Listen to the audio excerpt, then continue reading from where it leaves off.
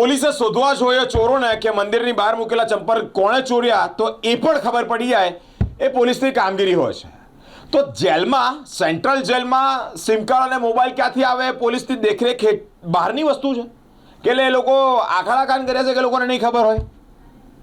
બહુ સ્પષ્ટપણે ક્લિયર થઈ રહ્યું છે કે જે તંત્ર ત્યાં એક્ટિવ છે એ તંત્રની મહેરબાની છે કે સેન્ટ્રલ જેલમાં સિમ કાર્ડ મળે, સેન્ટ્રલ જેલમાં મોબાઈલ મળે.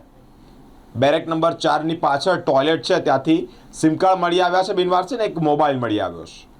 ત્યાંના પ્રશાસને રાવપુરા પોલીસ સ્ટેશનમાં ફરિયાદ દાખલ કરી કે સેન્ટ્રલ જેલમાં અહીંયા સિમ કાર્ડ છે, મોબાઈલ છે.